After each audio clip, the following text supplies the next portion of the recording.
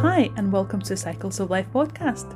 My name is Jana Putiienko, and I'm a certified life coach, trainer, and human resource professional, and very much a self-development enthusiast. This podcast is about our ever-changing life, because it's never just a simple straight line. It doesn't always have predictable patterns and turns. Everything around us is a collection of repeating and evolving cycles. So this podcast attempts to explore the nuance of life. I will be sharing thoughts and stories based on my self-exploration and work as a life coach, but also interviews with inspiring people. Well, hello everyone. Hi, Kate. Hi, Jana. So nice to speak with you again. Yeah, absolutely. So just a bit of a backstory, really. So Kate is actually the coach that I've worked with to launch my own coaching business, I suppose. Still struggle to call it business. So yeah, we know each other. We've been following each other on Instagram for a while. But for our listeners, I wonder if you could just quickly introduce yourselves, who you are and what you do right now. Yeah, so hi everyone, I'm Kate and I am a modern career and business coach. And I work with purpose-driven women, helping them find more freedom and fulfillment in their business, career, and life. And that's how we connected with Jana and started working on her project around coaching, which I know firsthand she is very, very passionate about. No, absolutely. I mean, you helped me a lot, obviously. And that's why I wanted to talk to you, because I think it'd be really interesting to talk to kind of coach to coach almost. Maybe do a bit of a myth busting in a way, but like in a gentle way, not necessarily. So that's why I thought it'd be really good to chat to you. But before we jump into all of that, I always obviously love to know what landed you here? How did you ended up becoming a business coach? Yeah. So I'm just going to go through some of the key milestones because I find it always tricky to tell the story in like a couple of sentences.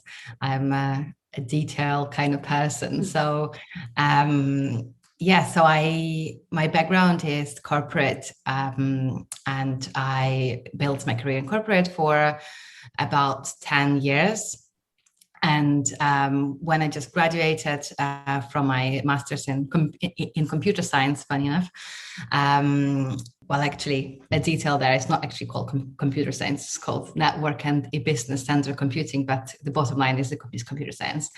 And I went into the world of IT and was very keen on sort of building my career there. And I had this vision of how I'm going to be traveling the world, meeting people who are leaders of their organizations, and how it's going to be all very exciting. And how I even had this, I think, this picture of me going to like places like Canary Wharf and being all very in my suit and very business-like and stuff like that. So yeah, it was kind of interesting. And then how it all started coming together for me quite nicely, and the vision was coming to life quickly, and there were a lot of good things in that, a lot of growth, a lot of meeting people, and a lot of challenge as well. But at some point I kind of got to the place where I felt a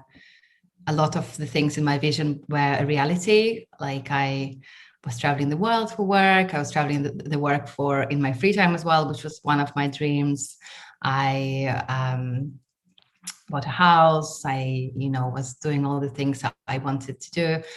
And then I started noticing quite a big disconnect in how it all looked like and how everybody perceived it and how I was actually feeling inside. And that's where my journey started. Well, my journey, by that I mean I started working with someone at the time, and started also exploring things on the side. I did a graphic design qualification. I was doing photography. I was always reading and doing various courses in personal development, but I always just thought, oh, that's just for me. It's something that I just enjoy. I was that geeky child with all these personal development books since I don't know what age. But I just found it fascinating to understand how our mind works, why we do what we do. And also starting to see that there are other ways to see the world. There are other ways to think about the world that can open a lot of opportunities. And so then at that point where the outer view of my reality and the inner view was quite different, I started working with a therapist at the time as well. And that was quite revolutionary for me. And I since worked with various coaches as well. But I wasn't finding what it is that I actually wanted to do. So when I would ask myself, okay, so if not this, what do you want? And also I recognize that it's a luxury to be thinking about that, because like all my basic needs were filled. Like money was not a thing that worried me. And I think when you can cover all those needs, and when you can cover your immediate desires, for me, for example, was for traveling a lot, then you have almost like a luxury to start thinking, oh, how fulfilled I am in my work, which for me, I wasn't that fulfilled in my work. And then I was exploring, I was trying a lot of things, and eventually I took a sabbatical for 6 months from my work. And that's when, towards the end of it, well, during the sabbatical, I've explored all sorts of modalities, the healing modalities, all the kind of meditation you can think about that I didn't know even existed, all the ecstatic dances, sound healing, everything. It was like a new world for me. I was like, whoa, this all existed, and I didn't know. And it actually all existed. I didn't need to go to Asia for that, which I did, but it was all in London, but I just didn't know. It wasn't in my reality at the time. And then towards the end of it, I went on a qualification course for NLP and coaching. And I didn't know what was going to come out of it. Like, I just knew it would be good for me personally. And that's why I went. But in that course, it was something completely shifted. Like, it felt like the light was turned on. I was like, oh my God, it's possible to feel like this when you're studying. It's possible to feel like this when you're working. And I just really, really loved all the practice that we did. It just fit really well into who I am as a person, my natural interests, but also I really love the one-to-one conversations and really deep connections. Like at the party, I'm not going to be like at the big sort of company thing. I'm the person who's like somewhere on the side with somebody talking about all the deepest things about their life and how they ended up there and all this sorts of stuff. So yeah, it just felt like it clicked. I haven't thought for some reason about the most obvious thing being my next chapter, which is what I'm most interested in. I just thought, oh, that's just for me, like on the side. So yeah, that's how I sort of entered into this. And that was in 2018, I think. I think it was in 2018. I'm not able to double check, or 18 or 17. Yeah, and since then I started working with people. I haven't left my job straight away. But yeah, and I'm still doing that. And in terms of the actual business and career, I actually struggle, I think many coaches do, to put a label on exactly how to call myself. And I landed into this because this is what my conversations seem to be all about, finding more fulfillment and freedom. And that is, for every person, is of course different. We're not the same in what fulfills us, what we need. But that's kind of where all the conversations start. People come around the business and career, and they inevitably go deeper into a person. And so it kind of is more work focused on a person, not on the business and career. That comes as a result, as almost a byproduct. But I think to kind of put some label, this is where I currently landed at. So yeah, that's a lengthy reply to your question. But I think I'm done. No, that's a beautiful answer, and that's exactly what I wanted, because I knew you have quite an interesting story, but also I think there's a lot of similarities between you and other people. And I know that's what we spoke about just before we started recording, is that all of us think that we have such a unique story. We're so special, but it's all the same. We all go through very, very similar kind of cycles, and cycles, I suppose. That's all it is.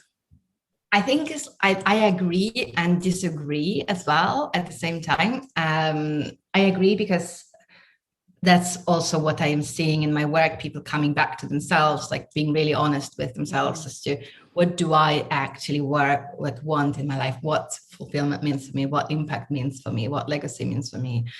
Like if I shared all the expectations and all the stuff that ended up being put on me by society, by maybe my upbringing, by family, by culture, what it is that I'm about. So that I agree with.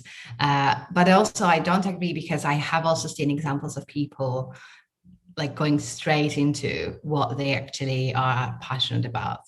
And I think that's so beautiful and so kind of lucky and not that common. Like I'm thinking right now about the example of my granddad, actually, which I didn't think I was going to talk about at all, but this just came up.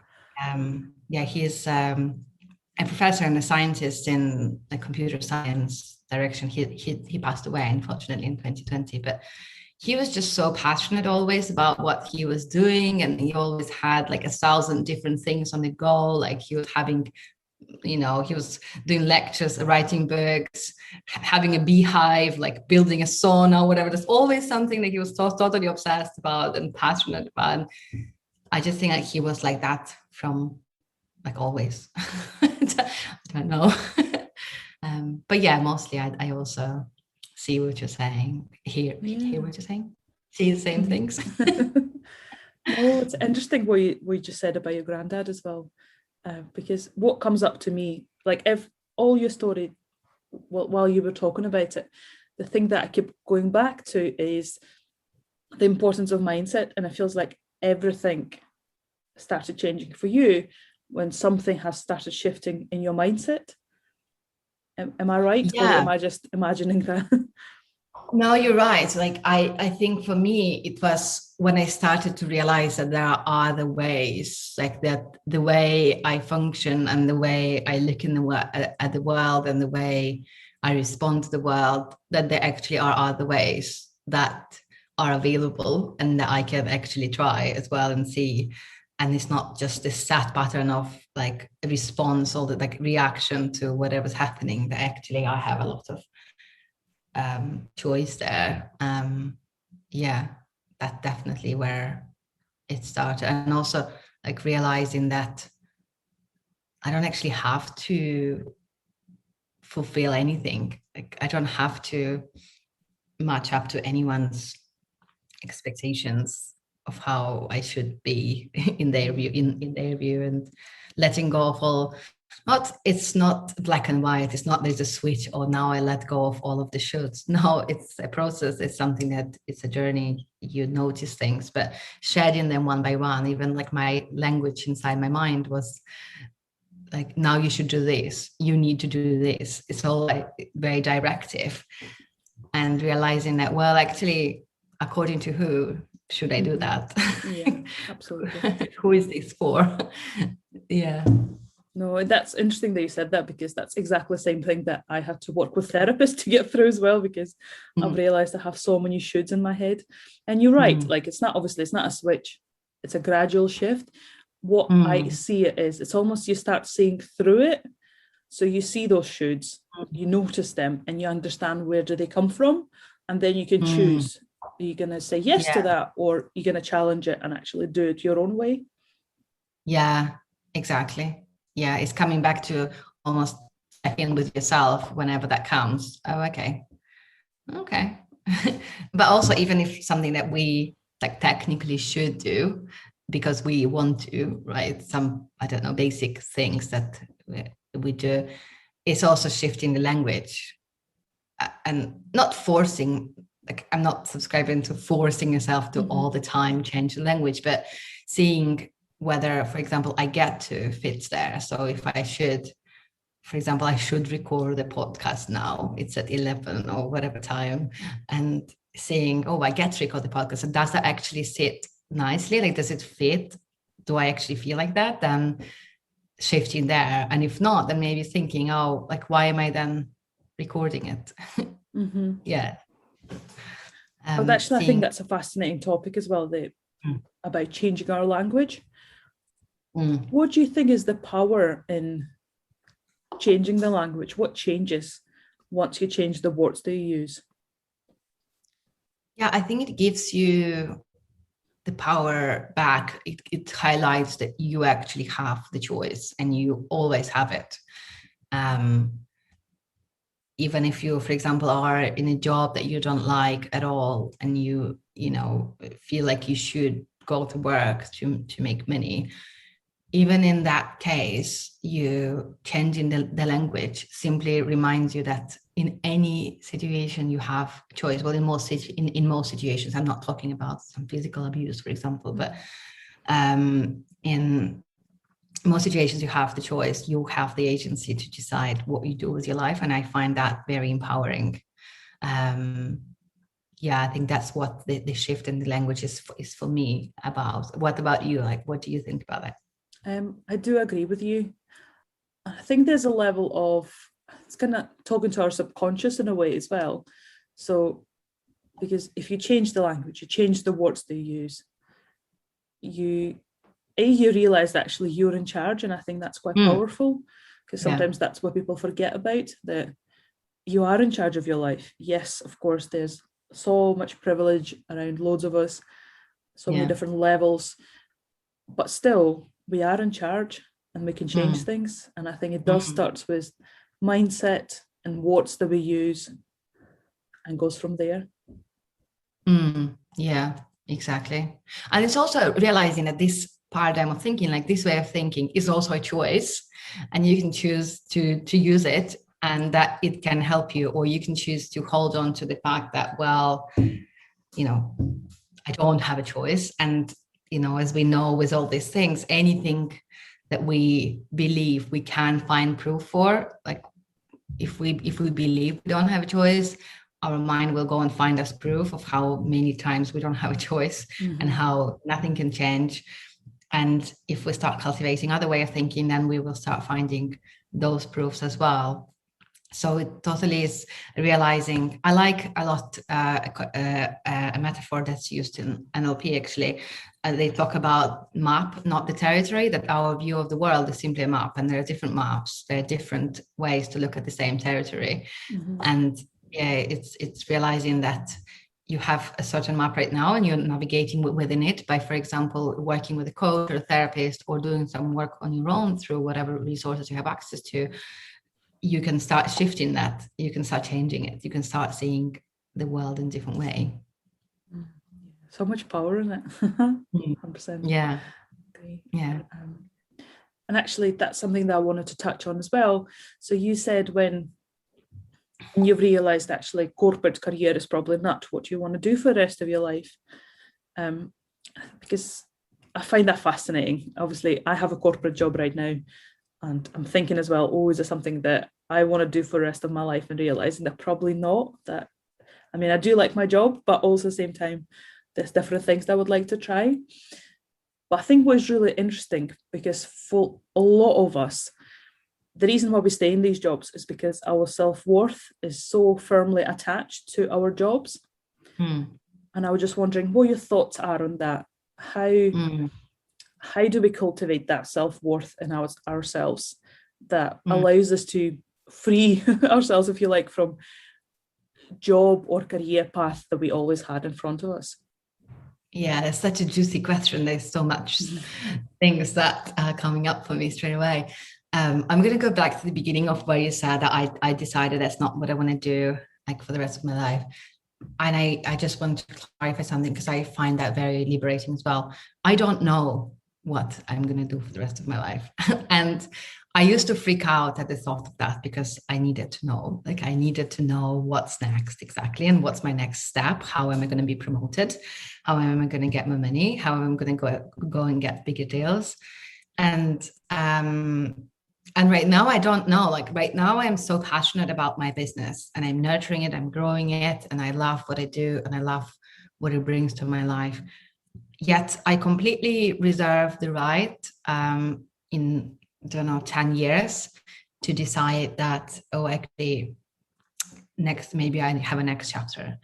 Like I feel like this idea of finding a purpose that you have and it's only one for the rest of your life is just so heavy. And I find it's just causes so much stress, especially for people who are like in jobs that perhaps wouldn't be their natural choice, but the jobs give them something, for example, money or something, some kind of security.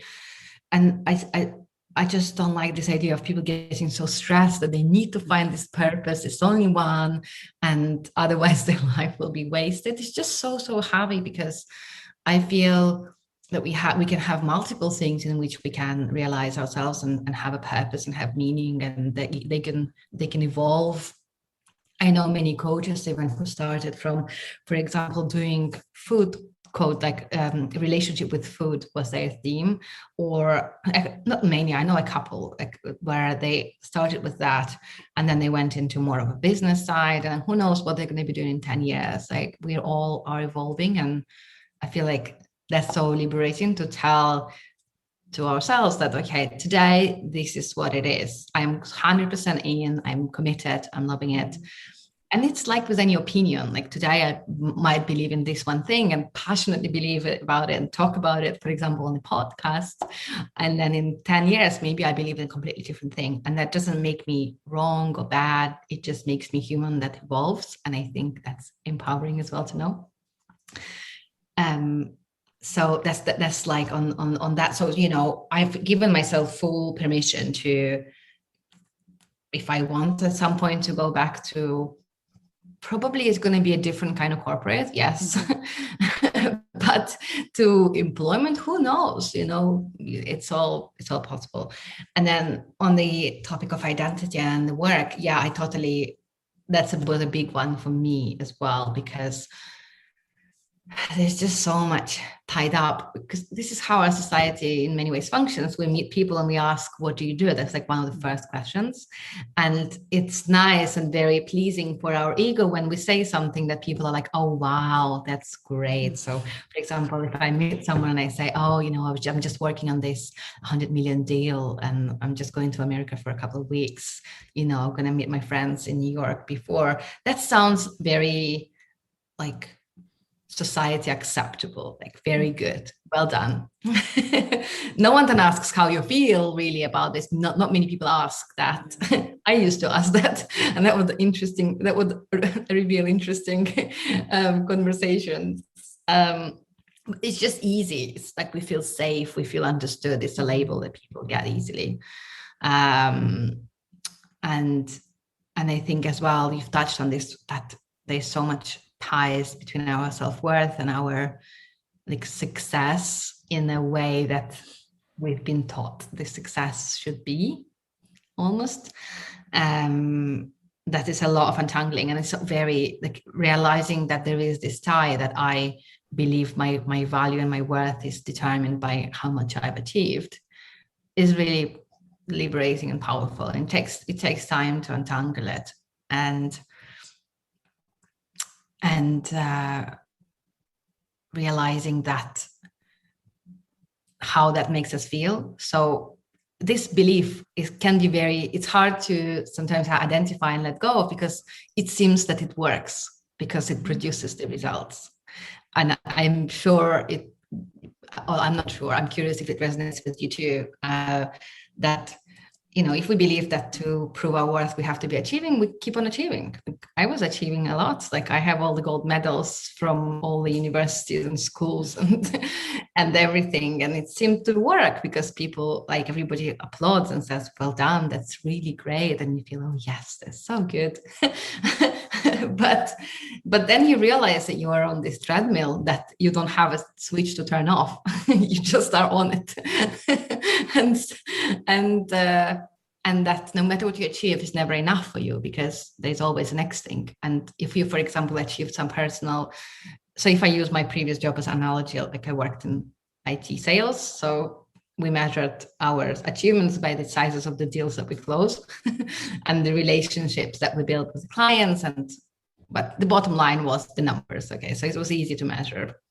So, for example, you close some kind of a deal that's big for you.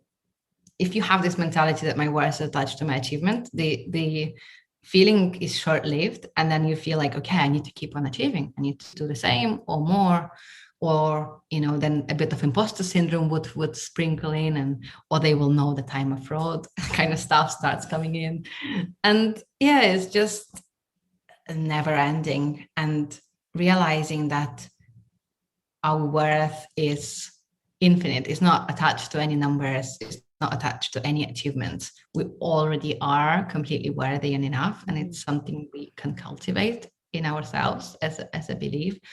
And that even if we fail at whatever we're doing, we still are completely worthy and enough. It's just so powerful. Like, I think I can talk about this for hours, because it just gives you so much freedom. Like, and for me, freedom is one of my core values, and personal freedom in all sorts of areas of my life. And I just feel the realization that we can do anything. We can be successful in what we want. We can fail. We can try again. And that's not tied to how we perceive our worth. That's a major shift. Mm-hmm. No, I 100% agree. I'm nodding along the whole way. On that note, I wonder if you have any practices that you could share with people. What helps to nurture that self-worth? Is there anything that you do that helps you? For me, it's really anchoring into the belief that I am already infinitely worthy, that nothing can measure my worth. Not my bank account, not my followers on Instagram, not my successful projects, not my successful clients. Because also I see this with coaches, that coaches start tying their worth to the success of their clients, and then poor clients because they don't have like any more that much agency. Mm-hmm. So it's just everywhere, and it's reminding ourselves that it doesn't matter how whatever external things happen, they're just not tied. And it's also going back, so there are different ways that you can work with that in for example with the coach. So if I work with my clients, it's also understanding where those beliefs that make us think the opposite come from, like where have they formed, and then how can we unlearn them? How can we perhaps even through certain practices go back there and give that version of ourselves what they needed to know or understand, or what they needed to receive? And it's also understanding that well, at least in my current opinion, I don't think it's something that is black and white. I think it's something that you cultivate throughout your life, and there are moments when you can slip into this feeling of not enoughness, or and it's about noticing that. So the power is in noticing that and bringing yourself back and remind yourself, because also we are now, like, I am over 30, and for most of my life that's what I believed in. So it takes time to shift as well. It's also, I think what helps is having more open conversations, and it can be with, again, a coach or therapist, but it can also be with some of your close people, because then all of these beliefs of not enoughness or imposter syndrome, they really need isolation as well to fester when you feel like it's just me, there's just something fundamentally wrong with me. Everybody else is okay. It's just me.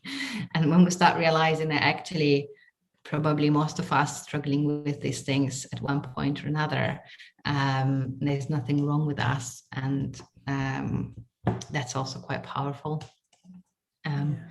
So I don't think there's like one thing that helps everyone in the individual work. It's about understanding as well where they come from. What do we need to know? What do we need to receive, remind ourselves about? And what are some of the ways that we can start shifting those beliefs? Because also, for example, in personal development world, there is this tool that's called Affirmations that probably all of us know. And I'm not against affirmations at all. But I feel like when you're starting out, when you're doing it yourself, it's nice to start with like gentle affirmations where you don't start saying, if you always believed it's black, something is black, and then you're like, it's white, and you keep on repeating that it's white. And it's great. For some people, it might work, and anything that works for you, great, keep it and don't listen to anyone else. But some people just struggle to connect with it because they just like, but I know it's not true. So it's being gentle with those shifts. So, for example, if take another belief, like I can't do something, right? Or I'm just, for example, I can't do something. And then instead of just saying I can, which is also good, can be powerful. But the gentle way is to ask yourself, but what if I can? Just start this curiosity mode. But what if I can? Like, if I could, what would be some of the ways in which I would go about it? Like just switching from this black and white, either good or bad, to like more curiosity. Oh, let's explore. What if it's possible? What if I am good enough for this? What if I can do that? Yeah. Oh, I agree. What it sounds like as well is just gently shifting the boundaries, very gently, just pushing them and saying, oh, wonder what happens if I make just one step over that line that I was so petrified of. Actually, what's going to happen then? Exactly. And also it's like, I love how you just said, like, what's going to happen then? It's like, also we can explore that as a question. Like sometimes our mind just attacks us with all these things like, but what if this, but what if that? Because, it doesn't attack us, it wants to protect us, right? So, when we have all these systems on alert, like basically it's a self-protection, it's a survival mode. But also sometimes it's helpful to actually answer those questions. Like, so what if that happens? Like, what if I do this and it goes all completely wrong? What will happen? Or what if I put myself out there in that way and no one replies? What will happen? Because most often than not, nothing will happen. It will just be the same. Exactly. And I think that's what's powerful as well, because if nothing happens, if our self-worth is attached to that thing that we're doing, that's where the danger is. Because if nothing happens, then you think, oh my God, I failed. Actually, you haven't failed. You just tried something, it didn't work. That's all. That's it. Yeah, I like that. Like, I like this reframe of failure in a way that basically something that we expected didn't happen. Things didn't go to the way I expected. That's what failure basically is. And sometimes it's easy to just label it failure because what people kind of understand, that's what people kind of get. That's what it's called. But yeah, realizing that, we can fail, it's possible.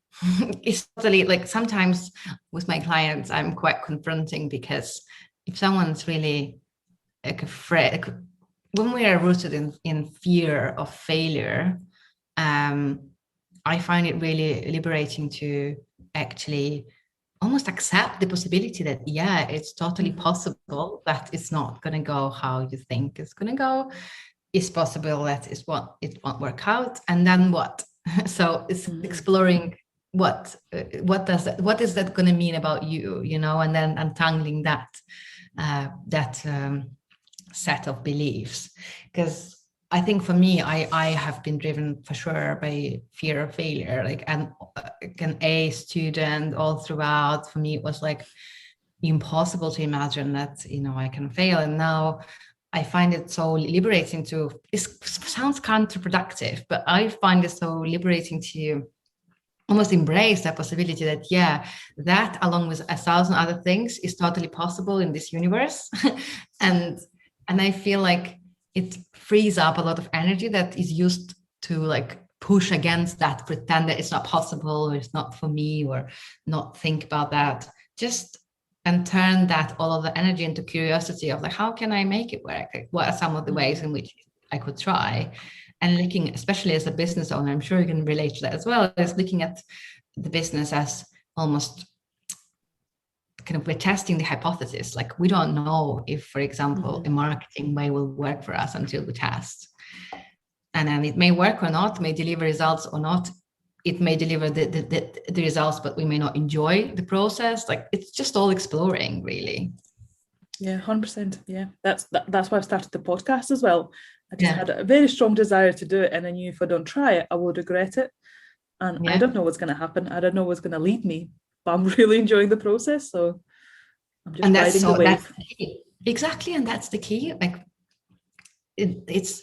I think sometimes we just overly focus on just the result, and there's this mentality that we're going to get it by any means. Like, we're just going to get there because we have to, because we're successful, we're the people who are not failing, right? And all of this mentality, and then we kind of don't enjoy the process at all. And then we get, even if we get to the result, often we're just so burnt out that we don't even have any reaction to it. We don't really enjoy it, and we just need to look after our basic needs to recover a little bit. And that result then is kind of a bit useless to an extent. Whereas, like, focusing on the process and being curious as to what might happen out of it, but whilst also having goals, it's just I'm amazed by this. I find it so much healthier and just a better way to live life in general. No, absolutely. So what I'm curious about is, how do you feel the coach fits into people's life in a way? So who do you think would benefit from working with a life coach or business coach? Well, I think coach and therapy as well are almost like, when I first started working with professionals in this area, I would just go around and share to everybody. I wouldn't preach to say you have to go, because I think that's like, no one has to do anything, but I would just share how it changed my life. And a lot of people in my circle would then go and do the same.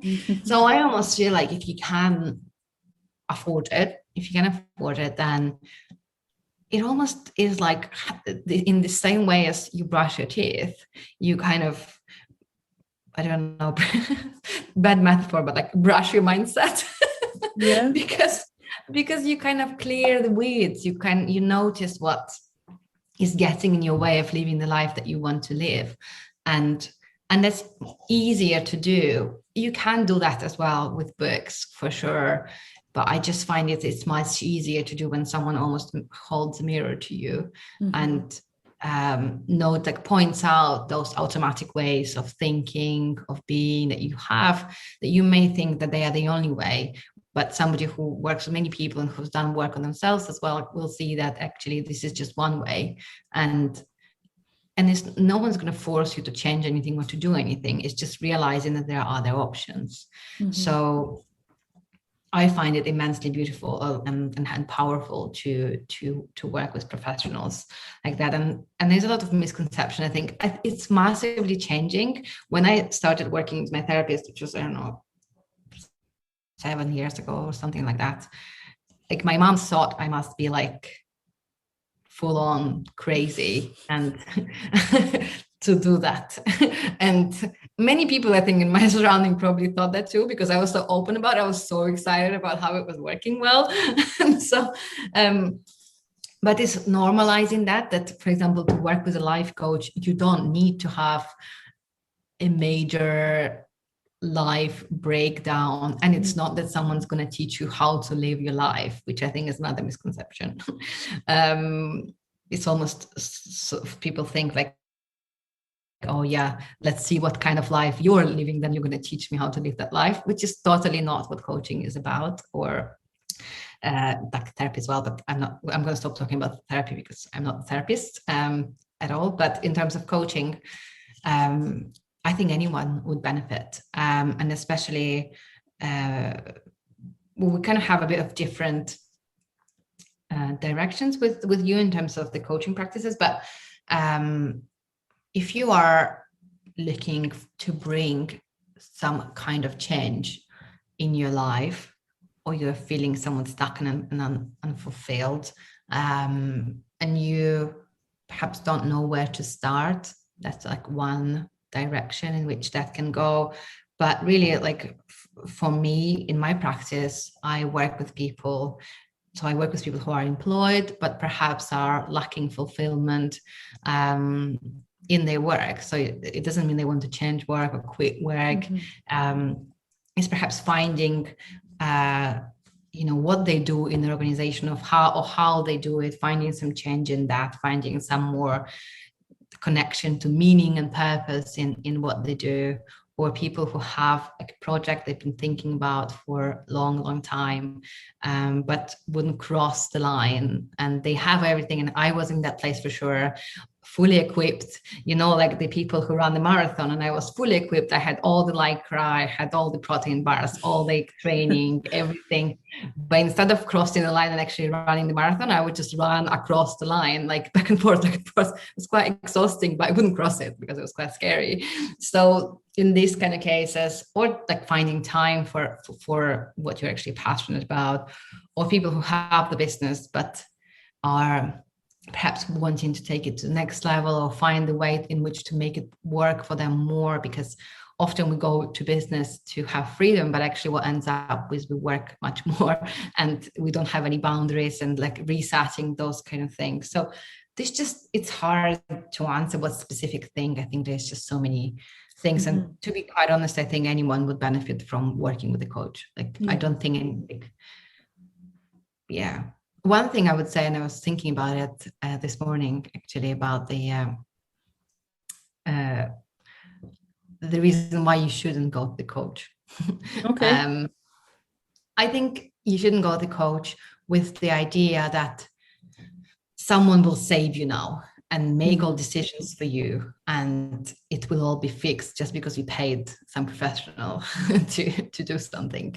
Because it's not about fixing anything. It's not about fixing you. It's not about teaching you how to live your life. It's about helping you do the work that you can do to get to living a life that's a more fulfilling one for you, and more of a reflection of who you actually are.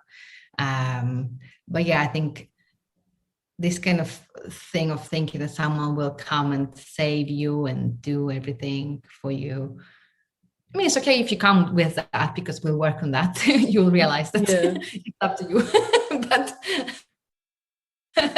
but just, and I think also, like, when I have some thoughts on choosing the coach, but that's not a question. So no, I was actually just going to ask that. So what advice do you have for someone if they feel like they're ready to work with a coach, but they just a bit overwhelmed maybe by how many people are available right now? Yeah, I think it's a really good question, in that there are a lot of people available. That's very true. There's also a massive price variety in what people are charging.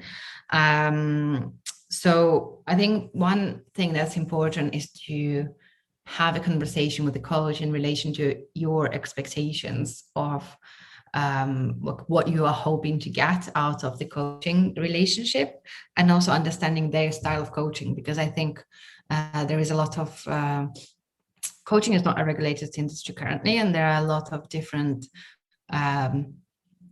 but basically anyone can call themselves a coach. And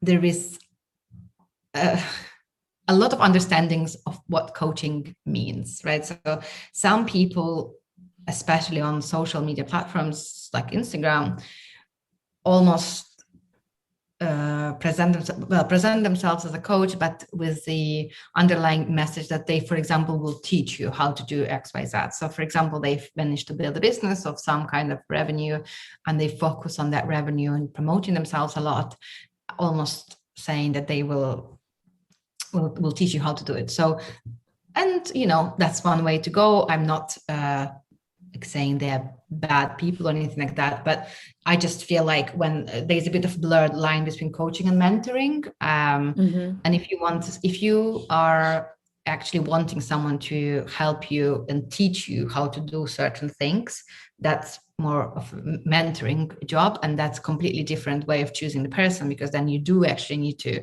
see what exactly they achieved in their business, how they've done it, and see whether the way they kind of went about it fits with you as a person. So it could be somebody's built a very successful business on networking or socializing and connecting people, and you might be a very introverted person for whom that's like not the idea of fun at all, and not the idea of what you want to be focusing on. So that's like a different thing. But coming back to coaching, it's understanding the style that the person has, like what is their style, how do they coach you, what modalities are they trained in. So often people would combine multiple modalities, so working with mindset, with subconscious, more traditional coaching. Some people also have more of like working with their body. Some people are much more spiritual, so they have completely different conversation and approach to people. So it's finding the right match, because I think there's a scale as well of people, not a scale, but some people are more, they want more logic driven approach, scientific things. And like, I think I sort of lean into that, but also with a mix of the spiritual things, a mix of body and subconscious work. But some people are very completely on a different scale, where it's all spiritual, it's all, so understanding, what kind of styles do you want. Also, I would watch a person for some time. I would definitely speak with them before signing up. I would also notice if anyone is pressurizing me to sign up right now, or is like chasing me. To me, that's like a no at all. Because I feel like it should feel absolutely right for both parties to work together. So that's an important one. Also, I would watch out for very emotional decisions. Like, it is an emotional decision. Like, we're not going to get away from it. It is like, it is based on how we feel about the person, what we feel they can bring to us. But especially if it involves a significant investment, I would just give a little bit of time and really tune into yourself and listen to what your gut says, but also look at your finances. So I think it's okay if the investment in working with a coach is a bit of a stretch. But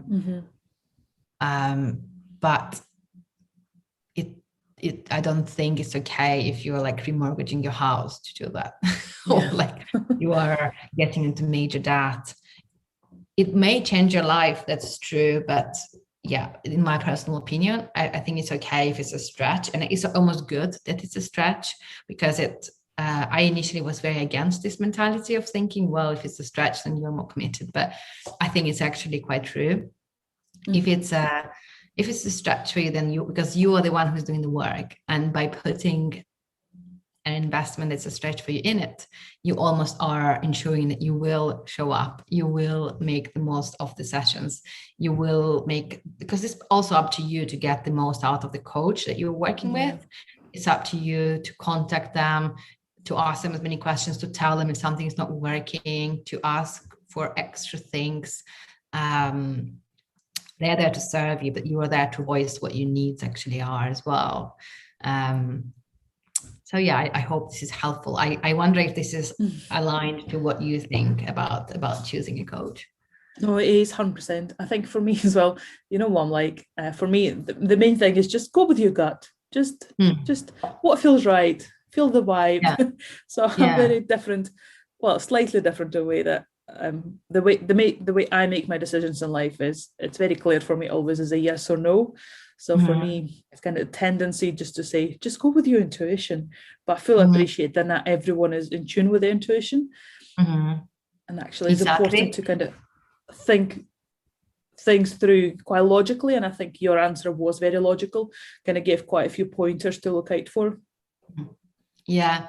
And I get the intuition, and I think the reason I kind of didn't go there is I agree completely. If your gut says yes, I would still sleep on it though. If your gut says yes and it's a major investment, I would still give it a bit of time to definitely be sure that that's the right one. But I found when I was like, maybe, I don't know, 10 years ago, if you tell me just go with your gut or go with your intuition, I would be frankly annoyed, because I would not know what that actually means. Like, what do you mean? Right now, I'm much more in tune with that, and I can hear it. And by the way, it's not something you can force. It's not something that you can force to now make it work. It's it takes time, and it takes almost clearing the noise to start hearing it and trusting yourself, like building muscle of trust with yourself. Yeah, exactly. I think we chatted about it before, that I've never regretted a decision that I went with fully with my gut. No matter how it went, I got out of the experience what I needed to get out, and I was happy to go there. But sometimes when we try to over logicalize, when we really try to be hyper irrational, that's when we often get stuck, because we just don't know. There's a pros and cons to either ways, and we just they're stuck, and we're afraid to make a wrong choice, and that can be also quite a tricky one. No, absolutely. Yeah, no, of course, I agree 100%. I think we are very much on the same vibe, so I knew we will agree on most of the things anyway. And I know that we can be talking for hours, so I'm very conscious of time. So just to kind of circle it back a little bit. Oh, sorry, keep losing my voice today. What is new for you? What is coming up? Is there any exciting projects that you have? What would you, I don't know, what you wouldn't mind sharing with the rest? Yeah, cool. So I am wanting to do more of group work. So far, all my work that I've been doing is one-to-one, which I'm loving, for sure. But I want to do more group work. So I'll be sharing shortly a workshop that I'll be doing, but I'm also working on a group program, which hopefully will be coming out this year. That's the idea. I'm also redoing my newsletter, so I know you also have a really awesome newsletter. I love receiving, by the way, people. If you haven't subscribed, go for it right now. And it's like a monthly one, but it's a very thorough one, right? And you share tools and the worksheets and stuff. And I started there as well with like a monthly detailed newsletter. But right now, I realized actually that I much enjoy having a short and snappy weekly thing in my inbox. So that's where I'm currently going, and I want to put a lot of focus actually on the newsletter and making it very consistent and very valuable, very to the point. So that's the next thing that's coming. I know it's not very exciting for many people, a newsletter, but for me it's very exciting. It's going to be great, and it's going to be all on like finding more fulfillment and freedom in your business, career, and life. Different tools, resources, coaching prompts and stuff like that. So that's the immediate next thing. But yeah, generally more of a group work, expansion, a group work is the next thing for me. Oh, beautiful. And if people want to get in touch with you, what are the best ways? Yeah, so I'm on Instagram at kate.changes, and then, or you can drop me an email at hello@Kate Putiienko, and that's complicated, so I'm going to spell it. So that's KatePutiienko.com. And I would love to hear from you if you have some thoughts or some of your own experiences, or if you disagree completely with something that we're speaking about. That would be also very interesting. No, absolutely brilliant. Well, I will link things below anyway. Awesome, thank you. But yeah, I suppose the closing question that I like to ask people, and everyone feels slightly different about it, so go with whatever feels right to you. If you could give an advice to younger self, what would that be? Ooh, a good one. I don't know, because I feel like the journey is a journey, and I guess I would advise her to tune more into what she wants, what matters for her, and not feel like let go of a lot of the pressure around how she thought she should be.